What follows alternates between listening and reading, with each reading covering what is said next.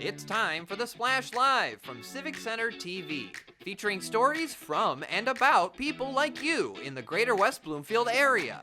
Simulcast on cable, 89.3 Lakes FM, social media, and the web. Now live from Green Media Center on Walnut Lake Road, it's the Splash Live.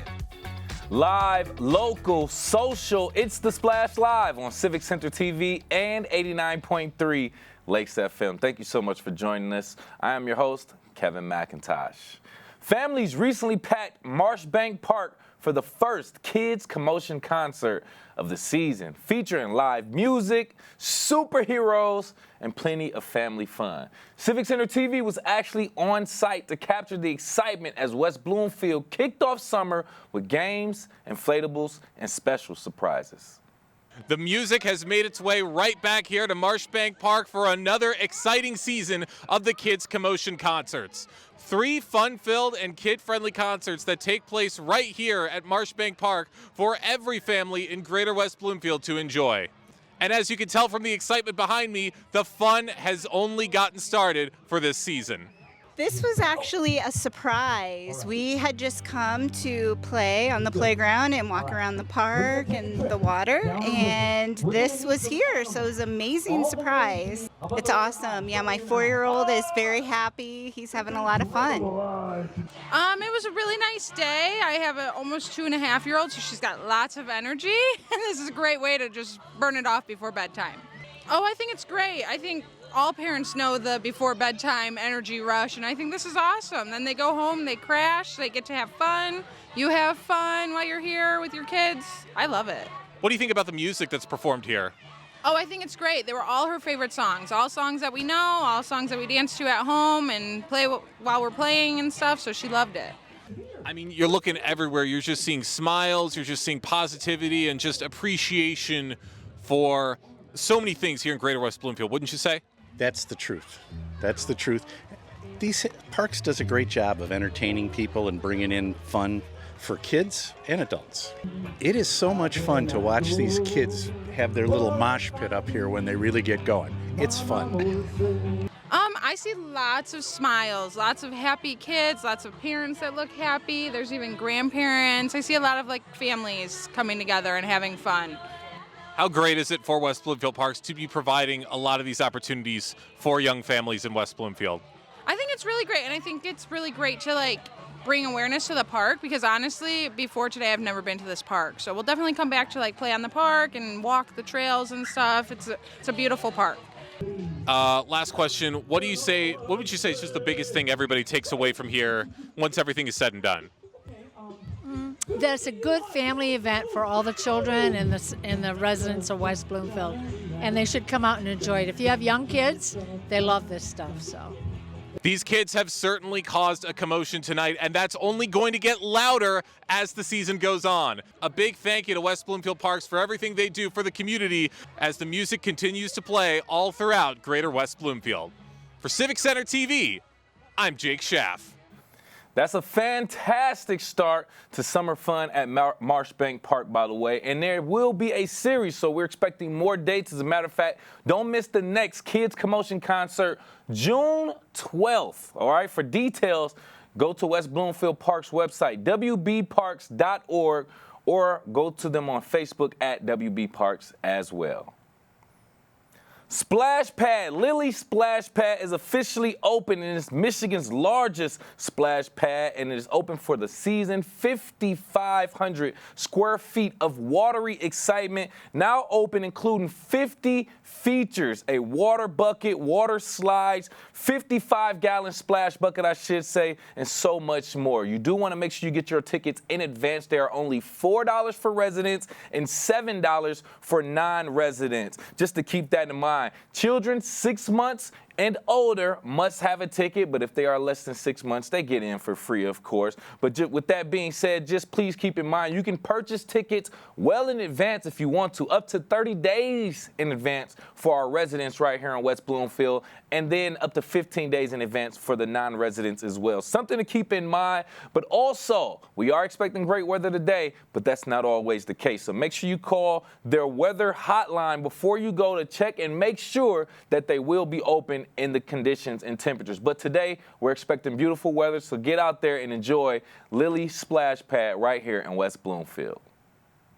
Discover the important mission of the Howell Nature Center, Michigan's largest wildlife rehabilitator, as they work to care for thousands of injured and orphaned wildlife animals each year. This endangering program explores the threats facing our native wildlife, the complex rehabilitation process, and the many ways that you can support conservation efforts. Attendees will also meet live animal ambassadors, wild creatures that provide a unique, up-close look at the power and impact of wildlife care. The family session runs from 6 to 7 p.m. and is recommended for ages 5 and up, and the adult session takes place from 7:30 to 8:30, geared towards ages 18 and older. Nominations are now open for the 2025 Keego Harbor Beautification Awards. This is your chance to help recognize the most beautifully maintained properties and landscapes around the town. Whether it's a flawless yard, a vibrant garden, or a stunningly kept property just in general, the city wants to celebrate those who bring charm and visual appeal to the community. So submit your nominations and keep honoring those who keep Keego Harbor looking its best. For more, go to KH Parks on Facebook for more. Get ready for a night under the stars. Astronomy in the Park is returning to Keego Harbor Friday, June 27th, Friday, June 27th. You want to join Keego Harbor Parks and Recreation and the Oakland Astronomy Club for an evening of stargazing and a laser-guided constellation tour at Rose Sorter Park, right next to City Hall. This will be 8:30 to 11:30 p.m., well past my bedtime. The night includes a special presentation and a Q&A session, and it's all weather permitting. So if it's bad weather, we would not be out there should rain threaten. A rescheduled date will be announced, but just don't miss this celestial experience in your own backyard. Right into the season of gardening and getting into your yard. We look into many ways to not only keep our landscape beautiful, but also make it more accessible to nature. Bees, native plants, and other elements are important to maximize the efficiency of the ecosystem around us. I really don't know too much about it. That's why to tell us more about it is the Bees in the D co-founder, joining me right here live on The Splash, Brian Peterson-Rose. Thank you for being here, Brian. It's always great to be with you. Thank you. We love to talk about it. So let's just get into some of like the generalization of what we're going to talk about, right? First and foremost, what are the most important elements to include in a bee-friendly garden during the summer months? Natives. It's so important that we plant some native flowers for our native bees and our native pollinators like our butterflies. Okay, so let's get into a little bit more specifics. Are there any specific native plants or flowers that you recommend that are based right here in Michigan?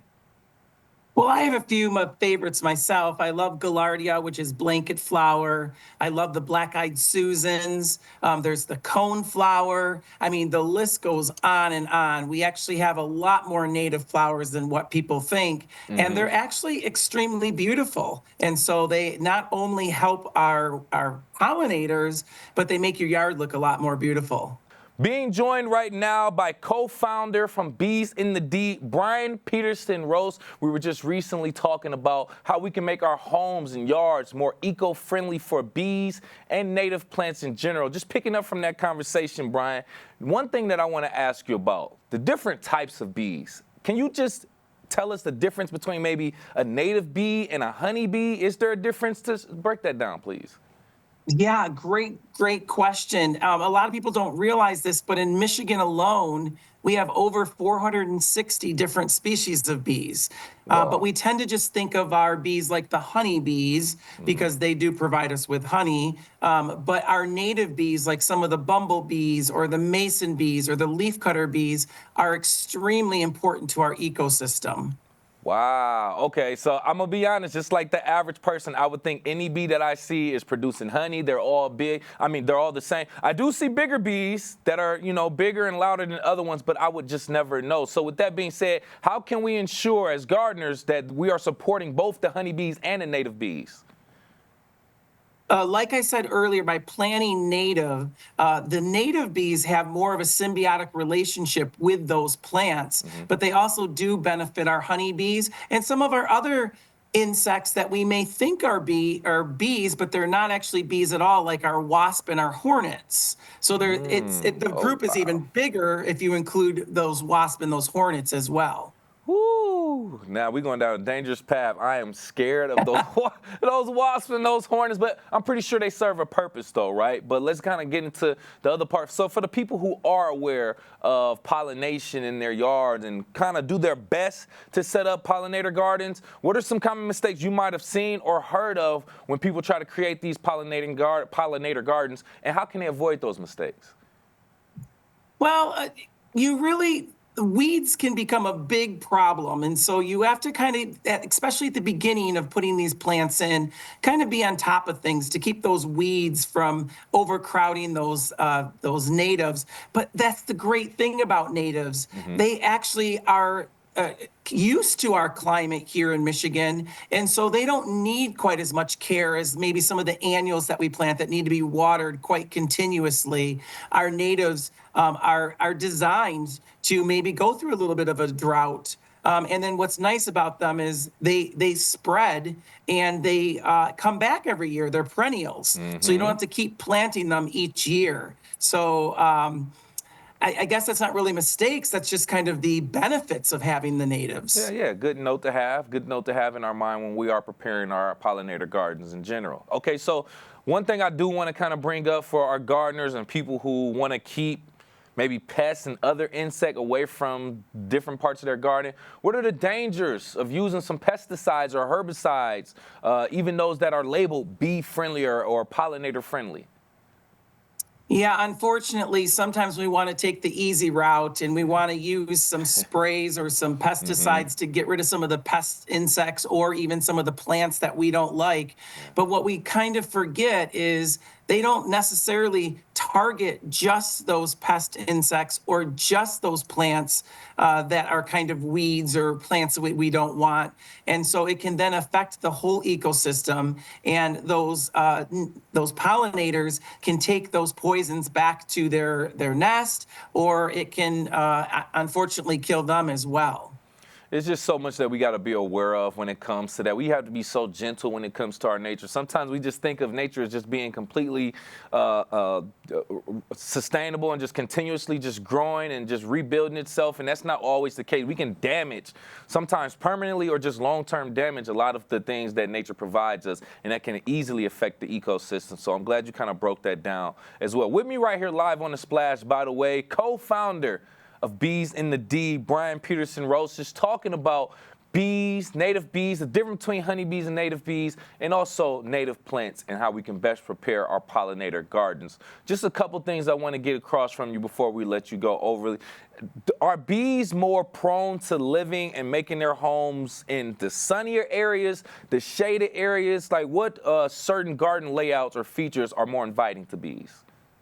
Yeah, bees like the sun. They love the heat. Really? But it kind of makes sense because that's also where most of the flowers grow the most successfully as well. Okay. And so they're going to be in that nice hot sun partnership.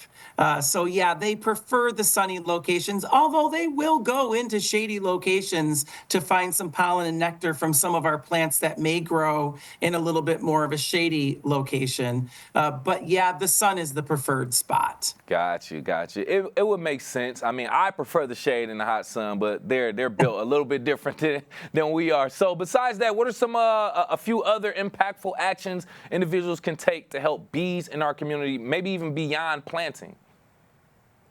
Water is so important. It's the essential for life. And so by having water baths or a bowl with rocks in it that allow our pollinators to come and get a drink, it can be a huge help for them as well. But I do want to caution you, if you have standing water, it also does attract some of our pest insects like mosquitoes. So you want to keep that water changed so that you don't help the mosquito population along as well. But water is definitely something that our pollinators need. And then you've already brought up, just avoid those pesticides, avoid those herbicides that can be harmful to our pollinators. 100%. I can say it myself, Brian, but it means so much more when it always comes from an expert, and we appreciate that. I know we ran through a lot of different topics. Anything else that you want to give out to our community, our gardeners in the West Bloomfield community, before we let you go? No, I just want to add that we love our partnership with West Bloomfield. We've already did our Beekeeper for a Day tour, which was so much fun to get some of the community members in the hives. And I just would encourage you to continue to watch and follow some other events that we have coming up. We probably are doing again our Honey Sommelier event a little bit later into the season, which is quite a unique event where you get to learn to smell and taste different honeys, much like wines. And so it's always fun for us to get to do that. I know the Pollinator Palooza is coming up. So all kinds of fun things that we get to be a part with West Bloomfield Parks especially. Yeah, learn a little bit more about nature. Treat these bees differently when you know a little bit more about them. That's what I'm taking away from it. But I thank you so much again for your time and your knowledge. Once again, co-founder of Bees and a D, Mr. Brian Peterson Rose. Thank you again for your time. Thank you so much for having me again. Love it. Love to having an expert on here, giving us all great notes, tips, and practices to how we can better take care of our yards, lawns, landscape, and be a little bit more bee-friendly as well. We'll continuously have more experts on to tell you a little bit more about how you can treat your lawn and your yard and your lawn. Over 1,900 elementary students in all 4 West Bloomfield elementary schools have participated in a 7-week yoga and mindfulness program during the school year.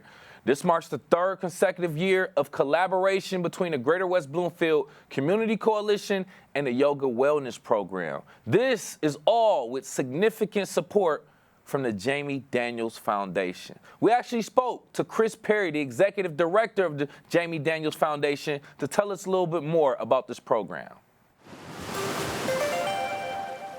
Thanks for being here, Chris. Well, thank you for having me this morning. I really appreciate the time. No, we appreciate your presence starting off. So let's get into the collaboration. How did the partnership between the Jamie Daniels Foundation and the Greater West Bloomfield Community Collaboration come about? Well, I guess I should back up and let you know that the yoga program is really designed to build mindfulness and coping skills within the children of West Bloomfield. And that's important because that impacts their mental health, their social emotional learning, and also it is considered a prevention factor or protective factor when it comes to substance use disorder, which is the focus of the Jamie Daniels Foundation. Good. And we want to explore that a little bit more, too, about the foundation in itself. So since we started there, let's get into a little bit why. We're talking about the elementary kids at this point as well. Why elementary? Why elementary kids? Why is that a top priority? That's a big priority because we need to give them the skills and the training before they start to encounter the anxieties and stress and frustrations of being a teenager of life and they get older. That's inevitable if they're going to face that. So the better that we can equip them with skills and how to understand and recognize the emotions they're having and how to manage them, the better they're going to cope as they get older. So we start early. It's kind of like, going upstream. Good point. I like that. And man, you just hit the nail on the head. Just talking about finding a way to solve those type of problems and or possible stress and conflicts before they even occur. Because when life hits you, woo, we all know. Absolutely. But since we're talking about this being the 3rd year, right? From your perspective, let's just talk about measuring results. How has the program positively impacted students and the school climate in general here in Greater West Bloomfield?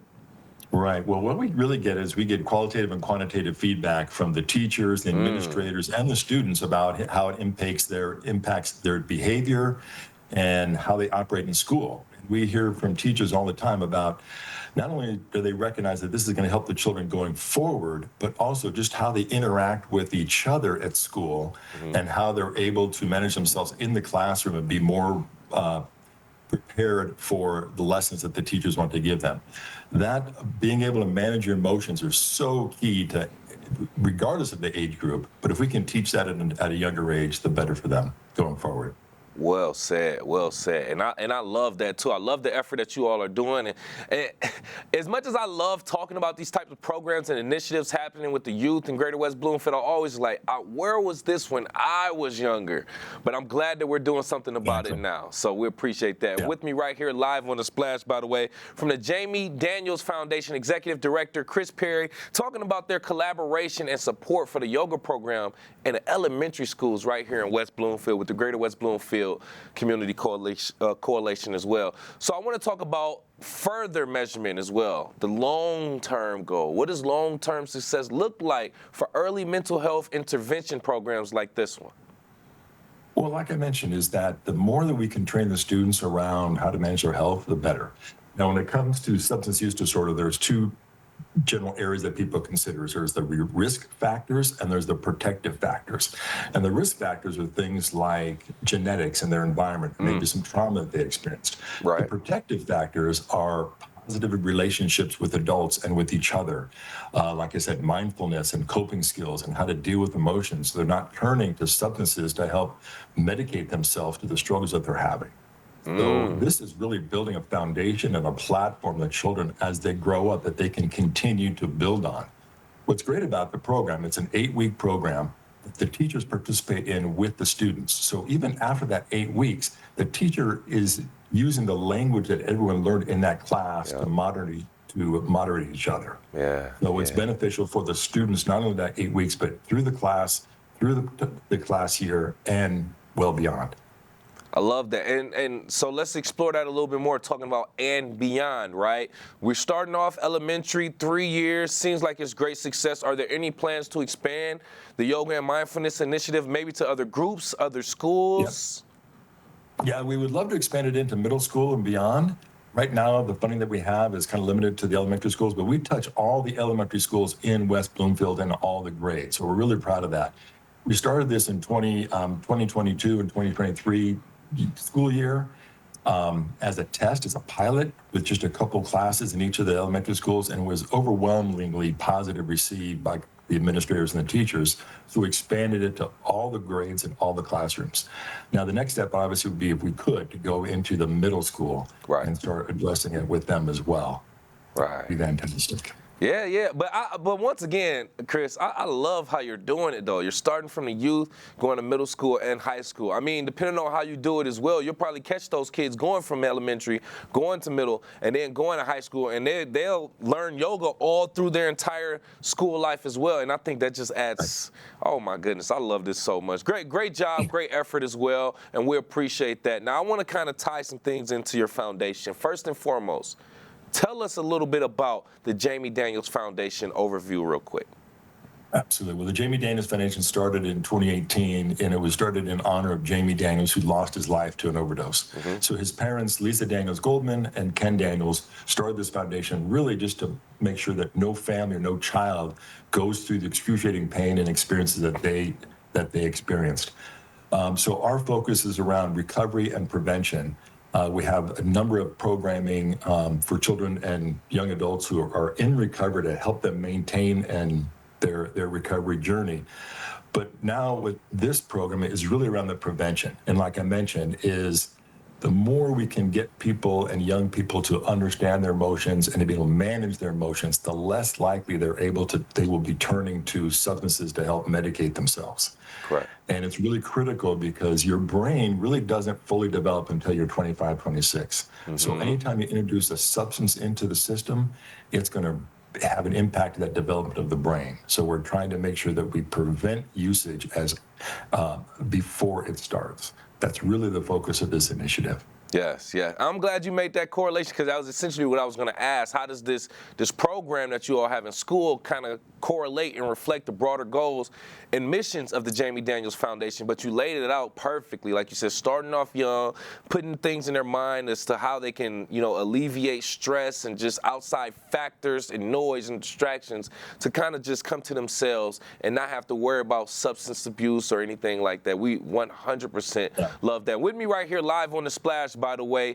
Jamie Daniels Foundation Executive Director Chris Perry talking about the yoga program in our elementary schools right here in Greater West Bloomfield and how they are actually helping the youth as well. Just a few things before we let you go, Chris. What moment or feedback from this program has stood out to you the most, either from the students, the parents, or educators?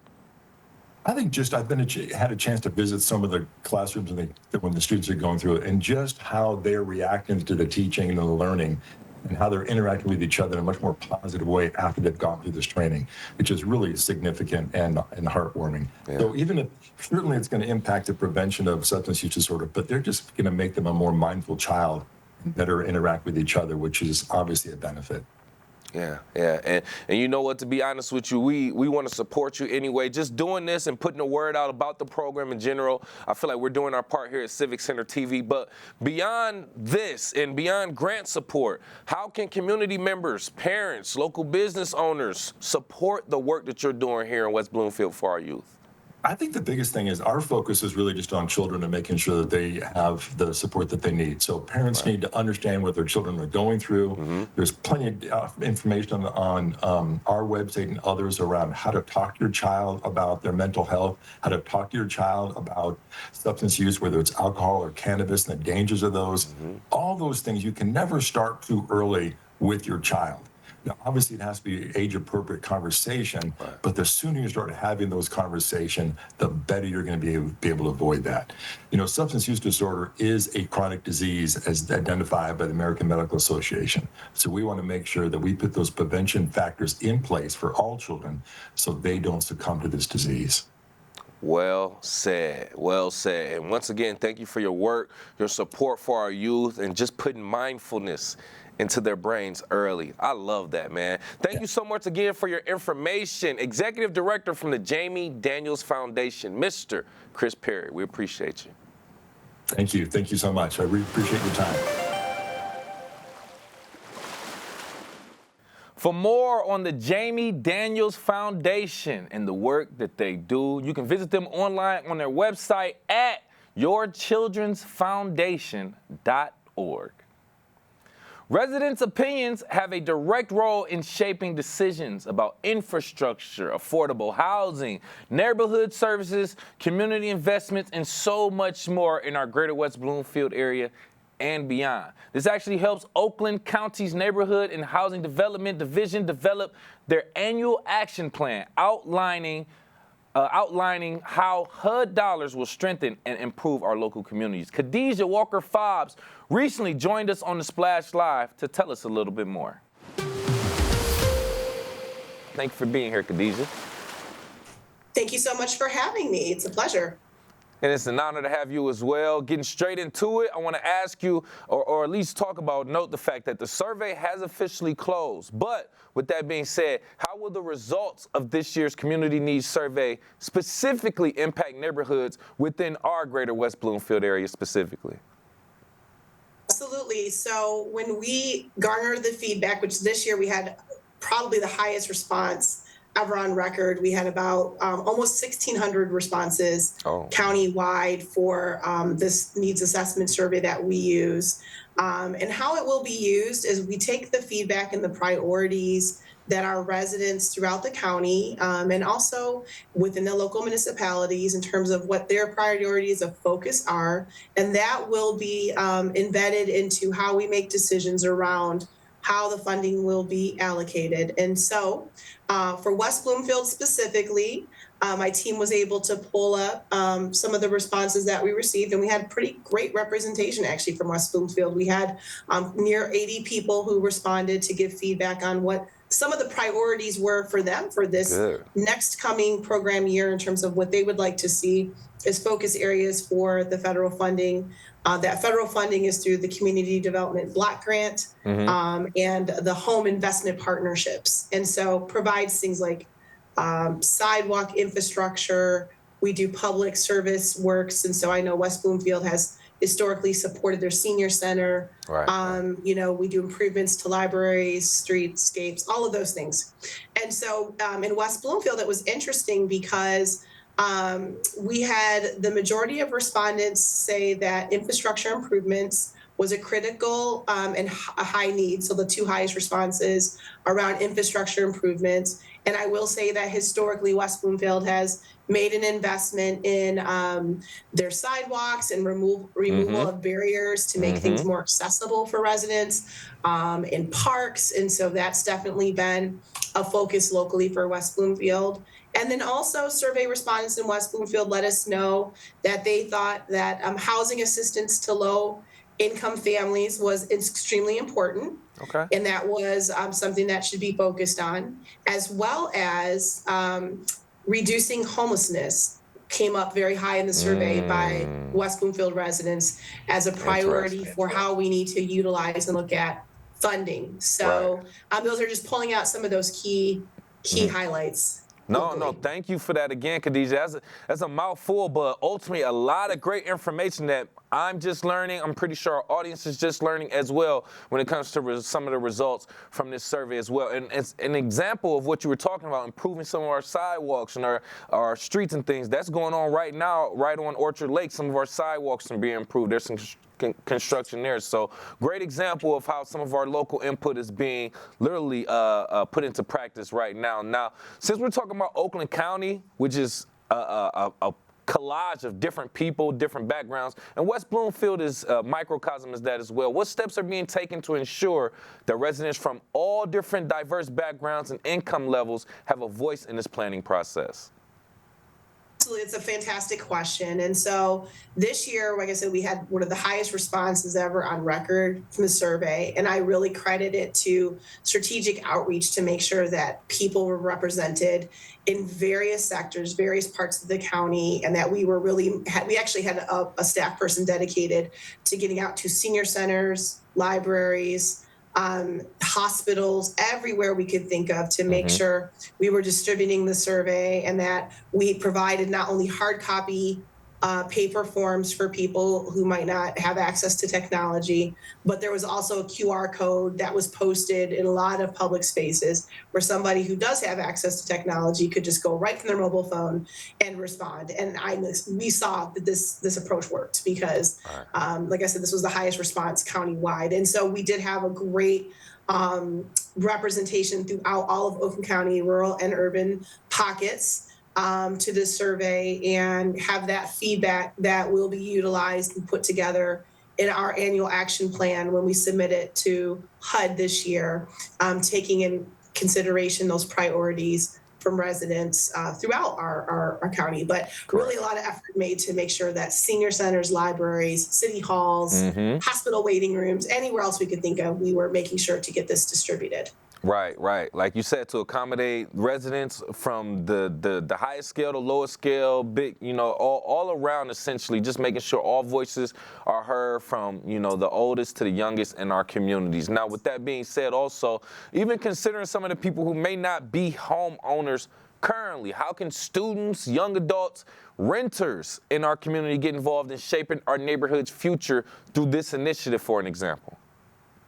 Yeah, another wonderful question. So first of all, the survey is for 18 and older. So I just want to put that qualifier out there for adults. And we also wanted to make sure, I'll be honest, like early on, we were kind of heavy on those who were homeowners responding. So our staff person, who's our community liaison, made some strategic efforts to make sure that the survey, once again, was distributed in pockets where there's a lot of people who are renting, places and spaces where people are renting, to get that feedback. But it is really important for people to know that this exists. It happens every year, and it is to give the community a voice. And we want to make sure that we are hearing from those who are renting, because we know there's a huge need for housing options, diverse housing options that include affordable rental units for young families and young adults who are starting their working career.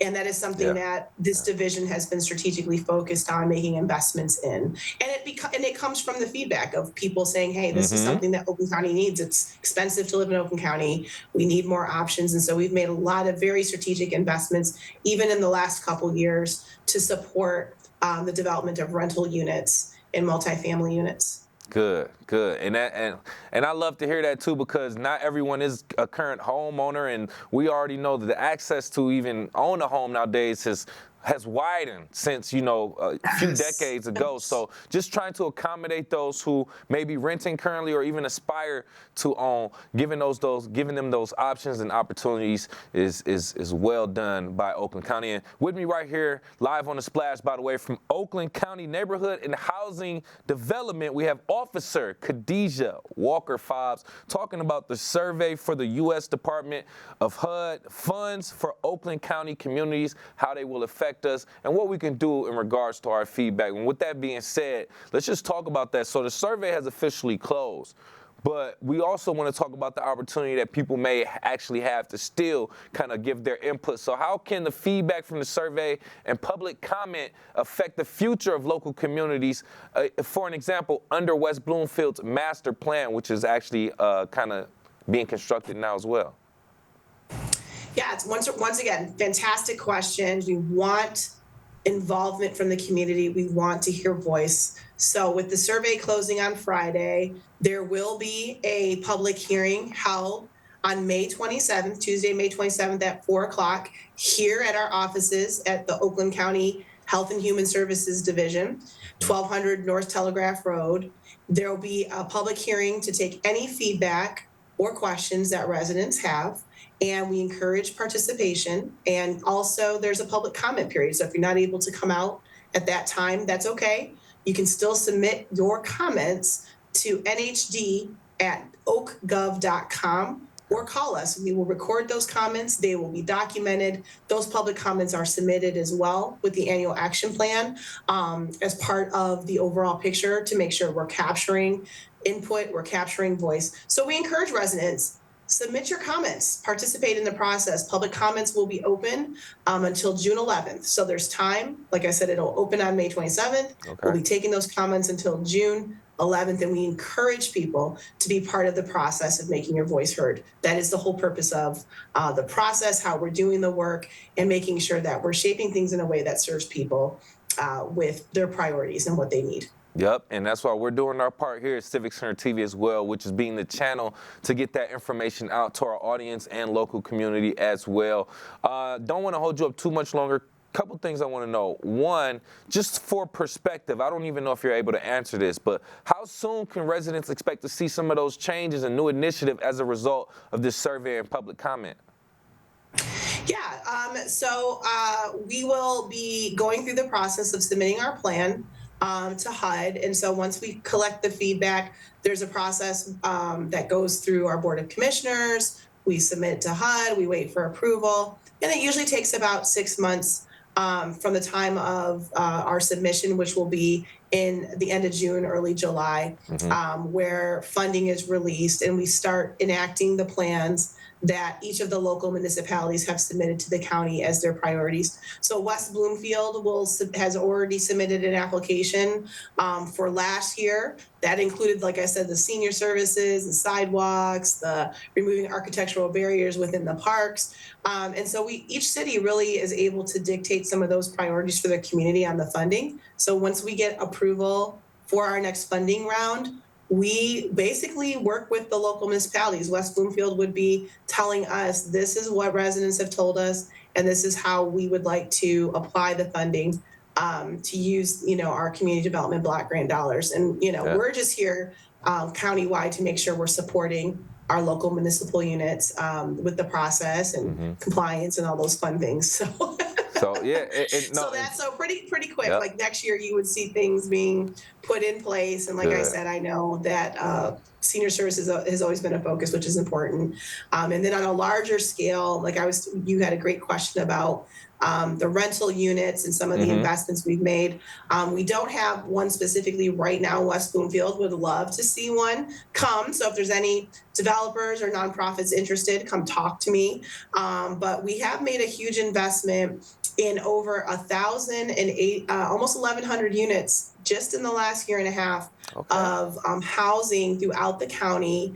And we've made a strategic investment to make sure that we have great projects that are going to catalyze neighborhoods. It's going to offer more rental options for people as well as home ownership options for people. And there's some just exciting projects that are going to be breaking ground this summer. So I want to make sure I'm elevating that, because when you talk about community voice, that is in response to community voice. That is in response to the needs that we're seeing throughout the county, that such a significant investment has been made by the county to make sure that we are supporting the development of these types of projects. So can't not lift that up. Of course. And I'm glad you took the time to talk about that as well. And while we do have you, any additional information that we did not discuss that you want to let our audience know about before we let you go? Well, I guess basically, I think I would like to just leave with the fact that that we are very committed to making sure and ensuring that families, young people, seniors have safe and stable housing options. We know that Oakland County, it can be very expensive to live in, but we want people to be able to live where they work. And so that is key. Or age in place if you're in your retirement years. And so I think what I'd like to leave residents with is just knowing that as a county, this division and the county as a whole, the county leadership is committed to ensuring that there are great options for people to create thriving neighborhoods, to make sure people can stay in their homes, they can find homes, and that we offer a diverse array of options that are going to fit the needs of our residents, because we know our residents are diverse. And so we need to make sure there's lots of choices and options. And so it is a priority. It is a focus. We've put our money where our mouth is. We've made investments, and we want people's feedback. So we do encourage people to go ahead and share your feedback. Make sure you're participating in this annual survey. Participate in the public comments. We want to hear from you. Please do your part. Or, hey, don't complain if, the changes that you want aren't made, because you had the opportunity. But we want to thank you so much again for your time, for your information. Once again, Oakland County's Neighborhood and Housing Development Officer, Khadijah Walker-Fobbs. We appreciate it. Thank you so much for having me.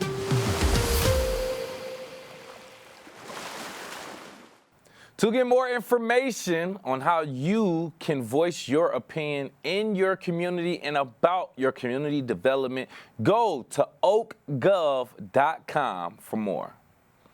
And speaking of more, we have more to talk about in regards to different things and people who have been impacting our greater West Bloomfield community. We'll highlight that coming up. We are live, local, social. It's The Splash Live on Civic Center TV and 89.3 Lakes FM. We'll be right back with The Splash Live.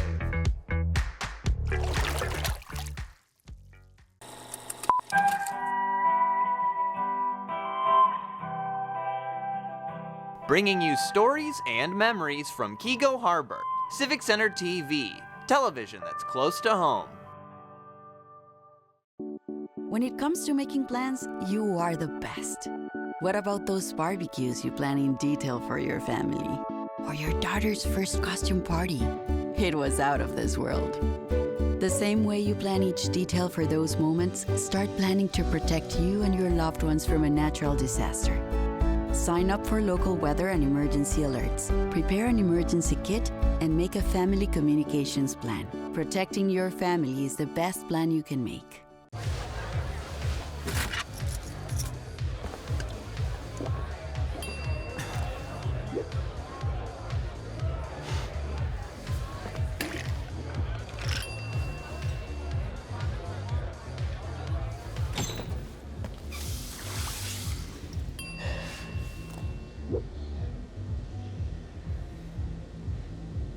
If you need to do something to feel okay to drive, you're not okay to drive.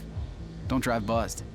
Hi, I'm Chris Fry, Park Superintendent, West Bloomfield Parks. Congratulations, Civic Center TV, on 1 million views on YouTube. Thank you for all you do in the community, and thank you for having me on The Splash throughout the season to talk about activities out in the parks. Chris Fry, proud to be 1 in a million.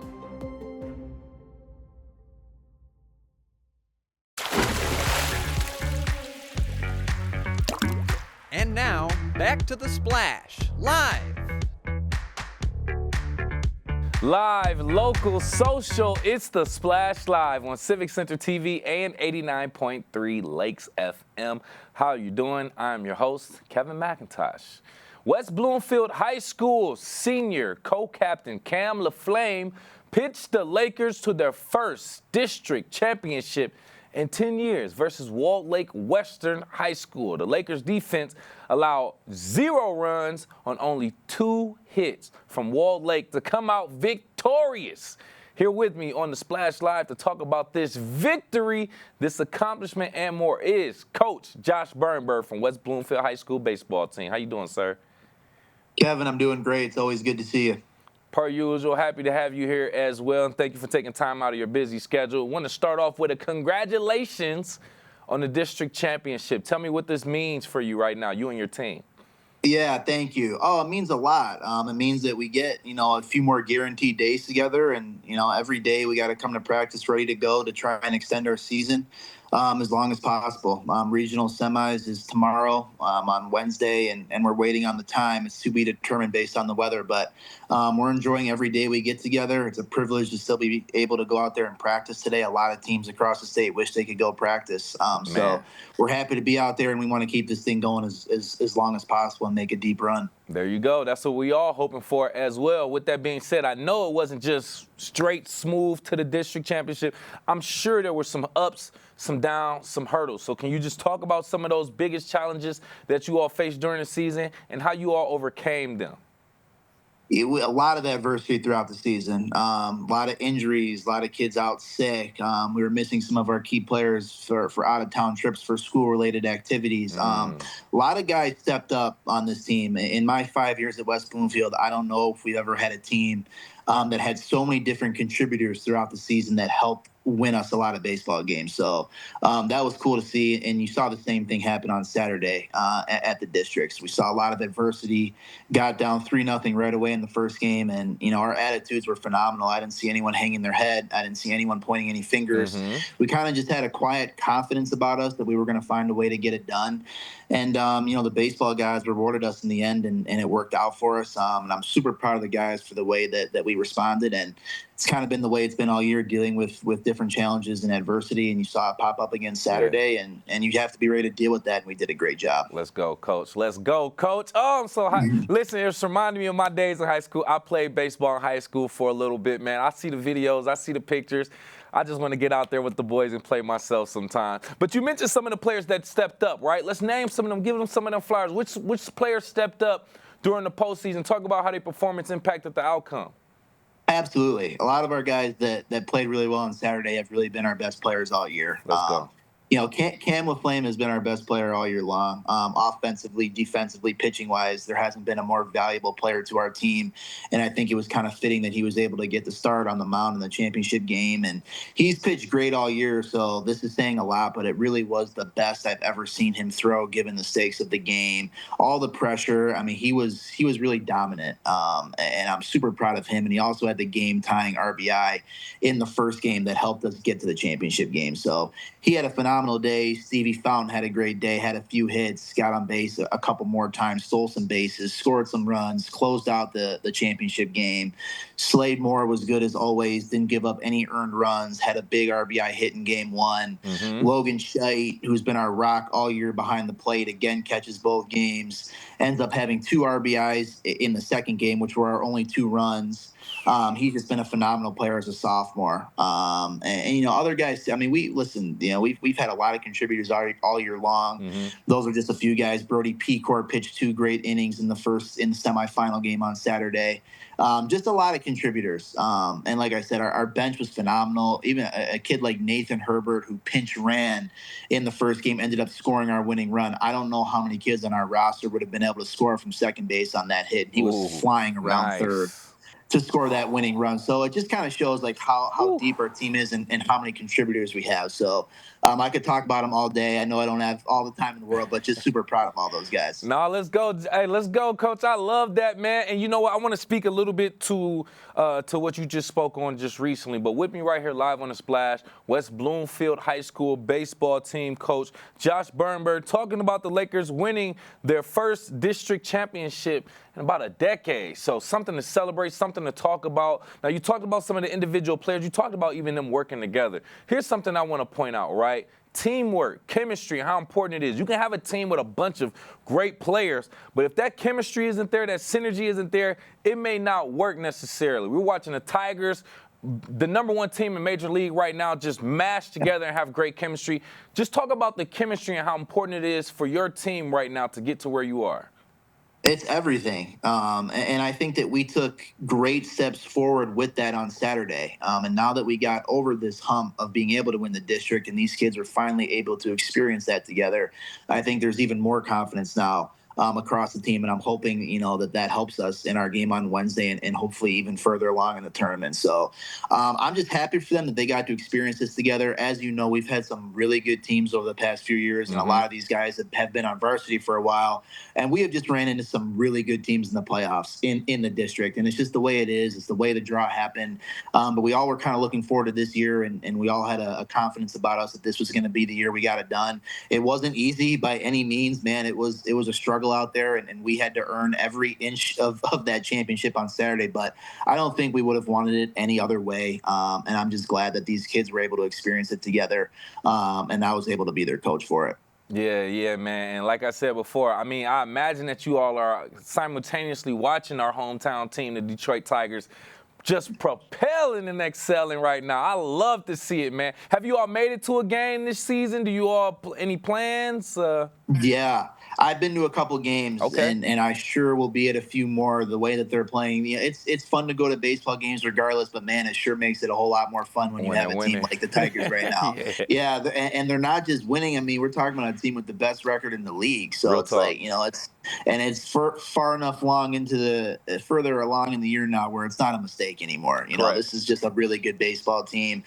They're just moving off their success from the end of last season, and it's super exciting to watch and a great example, kind of like you had mentioned, like any high school team in the area or college teams. Like, if you want to look at the Tigers, that's a team that plays hard for each other. They don't care about their personal success. They just want the guy next to them to do well, and all they care about is winning. So phenomenal example for all of our young kids out here that are watching it on TV, that's how they should act. And being a great teammate is the most important thing. Correct. I imagine it serves as great motivation and influence as well. So I don't want to hold you up too much longer. A couple more things I want to get to you.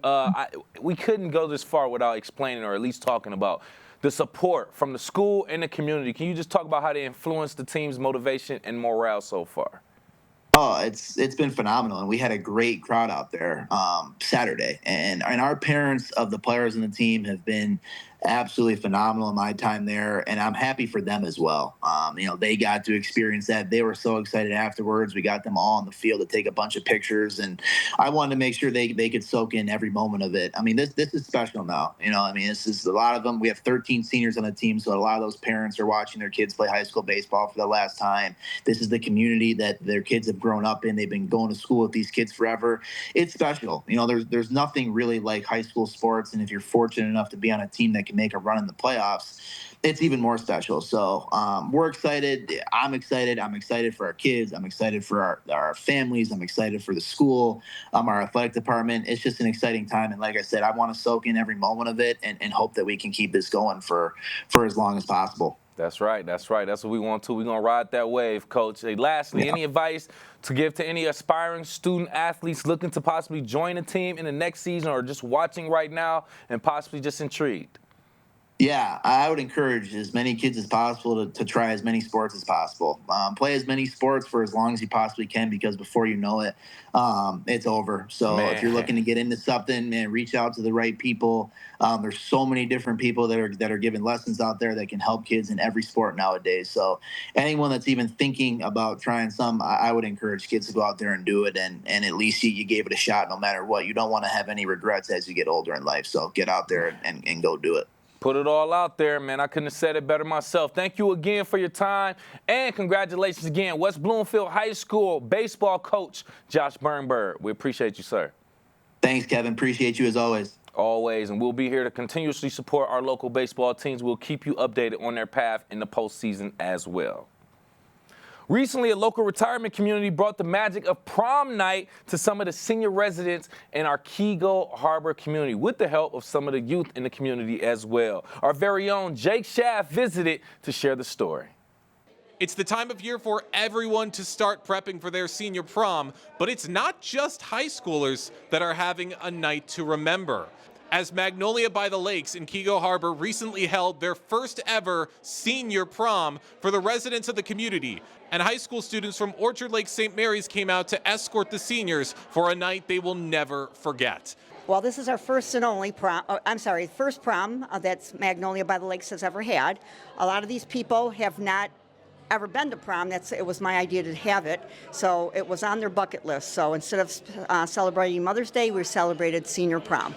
I had never been escorted by anyone, anywhere, in the past, except at my wedding. But it was very nice, thoughtful. I think it is fantastic. I haven't been to a senior prom for 65 years, and this is not quite all over again, but it's a lot of fun. What do you see from the high schoolers that have come out here tonight to just accompany you and accompany all the other seniors? I thought that was a fantastic idea. You know, give the seniors, the old people, us old people, a taste of the young, and then the young people that I've met are just so friendly and courteous and inquisitive. So it's a good moment. It's just so much fun to be able to help out and escort the seniors to their dance and see how much fun they have and see them dress up. So much, it brings joy to me to see that on the other people's faces and like give them their corsage or their boutonniere. I hope they're able to appreciate like the fun that everyone has, that like both old and younger kids can have a good time together and like bond. What is it about tonight, like the dancing or the food or just the conversations? What are you looking forward to the most? I think conversation, like building like a connection with the older community and like making those bonds. Well, it's a good interchange. They learn, we learn. And we've had interface with St. Mary's in the past for various things, activities here on site. They're like grandchildren for most people. My goal here at Magnolia is to make these seniors live the best life they can, and to me, it's giving back to the community, and I absolutely love doing that for them. And this is, to them, this is epic. Like I said, we've never had a prom here before. So it's going to be good conversation, good memories, good food, and just a lot of friendships and memories to be made tonight. What do you hope everybody takes away from a night like this? That they had a good time, and they really appreciate what the staff here does at Magnolia, because it is fantastic. Everyone is happy tonight, and it's all thanks to the incredible work of everyone at Magnolia by the Lakes. And for the first ever senior prom, it's safe to say that this event is going to be sticking around and creating bigger and better things for the future. For Civic Center TV, I'm Jake Schaff. Thank you for that story, Jake. A beautiful, human, touching story right here in Keego Harbor, how we appreciate our seniors. And thank you for the local youth for going and visit them as well. Thank you so much for spending time with us right here at Civic Center TV. I've been your host, Kevin McIntosh, per usual. We are live, local, social. It's The Splash Live on Civic Center TV and 89.3 Lakes FM.